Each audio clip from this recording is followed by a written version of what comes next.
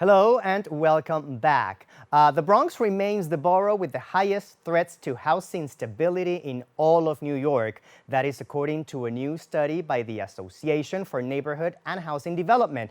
To tell us about these findings, what does everything mean, and what can be done about this crisis, let's welcome Lucy Block, a senior researcher and data associate with the association, and Fitzroy Christian from CASA. Welcome, Lucy and Fitzroy.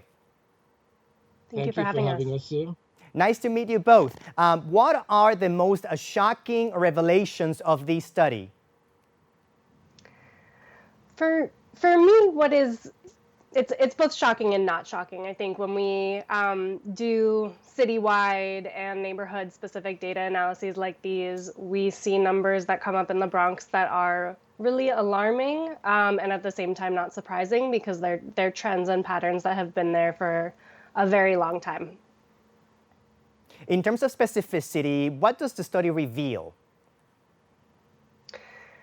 So for the Bronx, this year and in many prior years, quite a few of the community districts in the Bronx, basically all of the districts that are west of the Bronx River, excluding Riverdale Fieldston, have some of the highest risks to affordable housing out of all 59 community districts across the city. So this year, for example, Bronx districts 1 through 7 all rank in the top 10 citywide for all of the different risk indicators that we included in the chart. I know there can be many reasons for that, but what could be some of the causes triggering this? It really, I think, comes down to centuries and decades of disinvestment, of systemic racism and discrimination that have deprived communities of color of the resources they need for safe, healthy, stable, and vital communities, and to be able to build wealth in those communities. And so that kind of economic and housing system that has been set up to deprive Bronx residents and communities of color of those resources are all of the types of threats that we see showing up in this chart.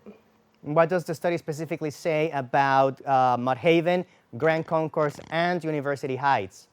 We're talking about South and Northwest Bronx. Yeah. I can share some of the data findings from the chart, and then maybe Fitzroy can talk a little bit about how it is on the ground in the community that he lives and works in. So those districts, we're looking at Bronx Community District 1, which is Mott Haven and Melrose, Bronx District 4, Highbridge, South Concourse, and Bronx 5, University Heights and Fordham. Those districts all have very high rates of rent burden, meaning that tenants are paying a large portion of their income towards rent. They have very low incomes, which we measure against area median income, a benchmark used by the city for affordable housing, or so-called affordable housing. They have extremely high rates of eviction filings. In fact, those rates of eviction filings are very high in all of those districts we've been talking about in the Bronx, that entire area west of the Bronx River. There are also really high numbers of housing code violations, meaning that people are living in poor conditions. They're not getting the repairs they need. Landlords are not fixing problems. There are service outages, unplanned service outages in public housing, in NYCHA buildings.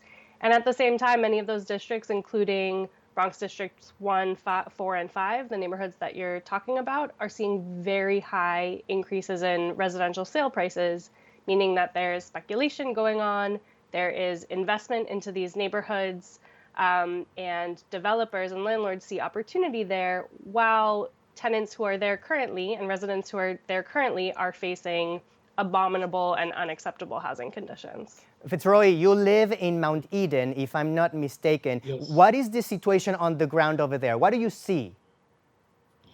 What I see is a lot of residential buildings being put up where our businesses were. I've seen a lot of people who find that even though supposedly during the rezoning that there would be truly affordable apartments being built and will be available to the residents, we're finding that most of us cannot afford these affordable or these so-called affordable apartments. We are finding that we have to go further to get the basic things we had before. We are losing major businesses. We are finding that the employment situation has not really, or rather the recovery from COVID has not really struck our areas yet. There's still very high unemployment in the double figures in our areas. People are still unemployed. We are seeing where the ERAP assistance from the federal government and from the state had been woefully insufficient, and many of us were not able to benefit from that small amount of money that the federal and state governments invested. And we are now facing evictions at a higher rate than even before the pandemic. We are finding that more and more families are self-evicting because they don't know their rights.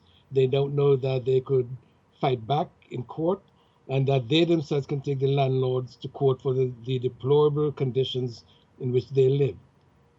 Right? So the numbers that ANHD produced and that you have with you is just indicating why the CASAs of the world exist. The CASAs, the Northwest Bronx Community and Clergy Coalition here in the Bronx, Mothers on the Move, because those numbers mean that these folks need help, a lot of help. And the only way they're going to get the help is if grassroots organizations like CASA, like Northwest Bronx, who are here on the ground and who work with these folks here and who have spent years developing trust with them, that we need to be able to go out to them and explain to them what their rights are, what ERAP is and how they could benefit from it, how they could go about taking their landlords to court to improve their living conditions, and if the landlord takes them to court, how to use the poor conditions, the lack of services, the lack of heat and hot water in winter, the mice infestation, the roach infestation, how to use all of that as legal defenses so that the courts can order the landlords to do what they have to do and the tenants do not have to pay all of their rent. They could be rent, they could get an abatement, they could get rent forgiveness, all because the landlords have not maintained the apartments at the level of the city codes, and that the warranty of habitability is being just trampled on. But tenants don't know, and so they live in those conditions or they move and often to a situation that is worse than the one that they're moving from, and they need to know, and that is where we come in. We need to be funded. We need to get a line in the New York City budget so that we can be funded every year to do the work, to educate the population, to let them know what is available, where the resources are, and how they could get the help they need to begin to live like human beings. How will the study, Fitzroy, help you to achieve those goals? Because with these numbers, we can concentrate in specific areas. And if we go to the worst areas that are highlighted by this ANHD study, we can then go to them, go to the apartment buildings, go to the other community groups in those areas and start to organize. We can start tenant education. We can start broad-based community education. What it means when your parks are not being cleaned, when they're not very usable. What does it mean when the schools don't have proper places and greens for the students to play? They have to play on concrete and tar, which are dangerous and unhealthy. We can then begin our organizing work in those communities and then bring it to the attention of the general public, whether through rallies, through press releases, through press conferences, I should say. We could bring it to the attention of the elected officials of those areas, whether they're council members, state electeds, or even congressional members, say this is what your community looks like. This is what your community members are going through every day of their lives. You have to do something about it. So those numbers will give us a focus point so we could go right in and say, here is where we're going to do some work, and this is what we're going to be broadcasting to the world, and get some action here and get things changed for these people who have been so negatively affected by the conditions that's almost engineered by the city government. Lucy, That's what I'd like to gentrification. just, if it's yes. okay, I'd love to just add on to what Fitzroy is saying and highlight the importance of groups like CASA, which is one of ANHD's member organizations. So ANHD has 80 member organizations citywide, and there are 46 groups that are funded through an initiative called the Community Housing Preservation Strategies Initiative. And these groups understand the on-the-ground conditions. One of the main purposes of the risk chart is to understand trends and patterns in the many different ways that threats to affordable housing manifests across the city. And so the chart shows us how housing risk shows up in very different ways in very different places, and patterns and concentrations like we see in the Bronx.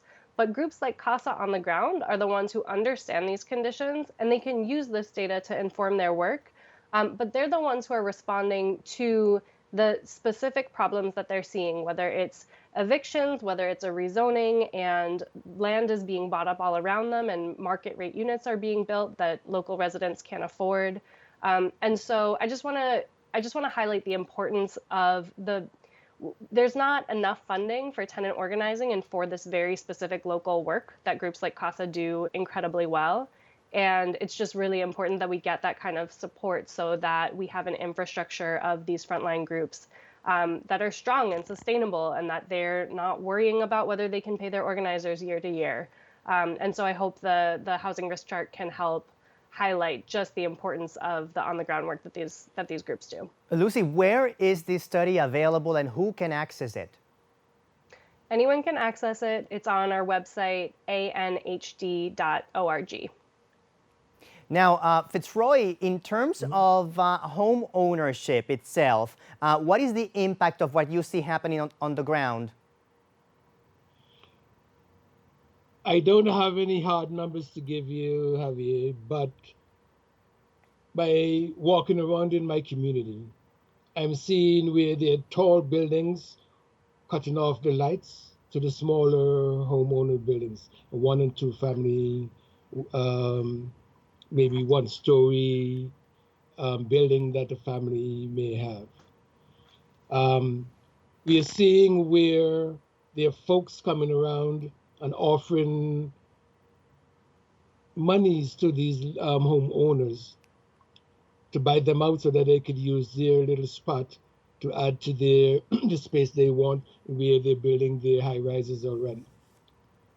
We are seeing where, as the construction takes place, the increase in rodent infestation, rats, big rats are running all over the place and now gone into people's homes.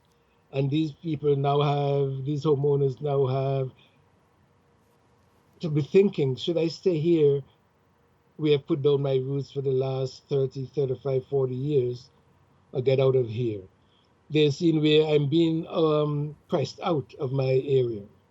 Where I used to go to Fordham Road and get a couple of nice things to buy, those stores are gone.